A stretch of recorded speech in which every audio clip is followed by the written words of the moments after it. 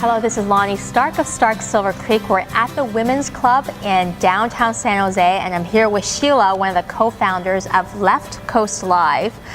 Here just before actually an event that's going to happen tonight. So tell us a little about what is Left Coast Live and how did you get involved as a co-founder? Sure. Well, Left Coast Live is two things. One being slightly over 21.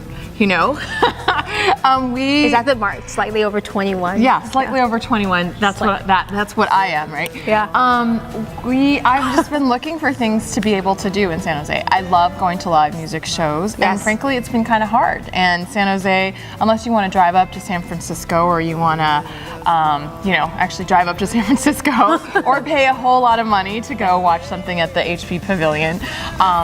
It's just been kind of challenging, and I got to know quite a few folks in downtown, and it was sort of like this idea of, well, what could we do? My partners, Chris Esparza and Michael Brio, were all either musicians or have been producing music here in San Jose for a while. Okay. And we just kind of got together and we're like, well, let's just do it. And so it was sort of a wing and a prayer and a lot of begging and a lot of using our pulling in some favors to convince. Last year we thought, oh, well, maybe we'll have 20 bands, maybe we'll have 40, maybe 40 bands, who knows? And it turned into this thing where we had about 120 bands last year and 40 venues all throughout downtown. So there's two things. One, it's supposed to be all about a great show, right? Being someone who wants to go to a show and not have to pay $1 million for it.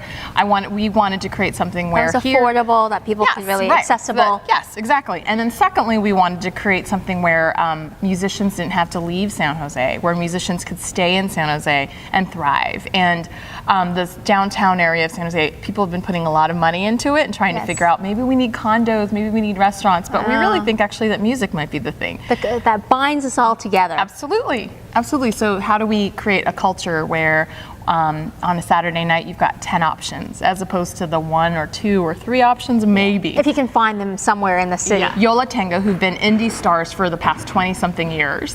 Neon Trees, who are up-and-coming bands. Neon Trees, Free Energy. We've got Big J McNeely, who's 83 and the king of the saxophone. So we're really excited. So we're trying to find a mix of indie alternative music to blues and rock and rockabilly to urban hip hop, neo soul. One of the biggest complaints was there was too much to see, which you don't usually get in Silicon Valley, right? There's not enough to see. And the big complaint was there's too much. I can't even handle how can I possibly see all these bands, right? And so we were like, well, okay, let's limit it. Look at the quality, look for really high quality bands, ones that you really absolutely want to see, and give you an opportunity to see blues, alternative, rockabilly, and hip hop all in one night. And they're all good bands. Yeah. Right. So we're pretty excited about it. Isn't that interesting with people and giving them too much choice actually breeds Yeah, exactly. Left Coast Live.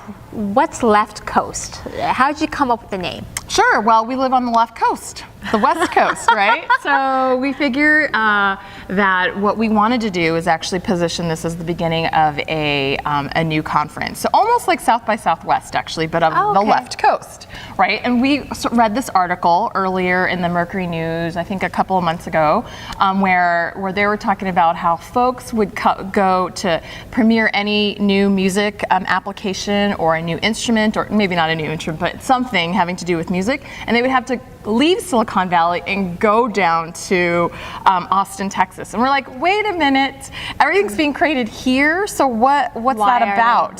So why can't we do that? So so the music festival is one part of it. So we're doing workshops in addition to that, so that people can pitch interesting ideas about music. We could share what's the newest, latest crazes here, and hopefully just have seed the beginnings of it. Last year when we did it, I think we had 9, 10 volunteers, and we were just trying to crazily make it all happen. This year we have about 40 at this moment, which is great, and probably a day of we'll have another 100. And of course my 7-year-old was like, oh Mom, no, not the Black Eyed Peas, Taylor Swift, she would be really good. I bet you'd sell a lot of tickets. And I'm like, thanks kids, What we're doing is we're going to give 10 slots to people. So you've got 15 slides, PowerPoint slides, and 6 minutes to talk about your brilliant idea. This is like music version of TEDish. Totally. Right? Absolutely. Okay. That's it exactly. How do they find out more about this? You can go to the Left Coast Live website, and that's the www.leftcoastlive.com. They've got everything there. The schedule's up. Tickets are $15 pre-sale, $20 at the gates for 1 day, and or How many 20 days is? Oh, sorry. It's 1 week. A 1 week festival, but everything from Monday to Thursday is free, and then Friday and Saturday is all you pay for. So you can buy a 1 day or a 2 day pass, $15 or $25. I see. Yeah. So you get them in on a couple complimentary nights, and then on the last 2 nights. Yeah. Yeah, exactly. Well, thank you for your time, sure. and I'm looking forward to seeing Left Coast Live transform downtown San Jose with music. Thank you. Me too.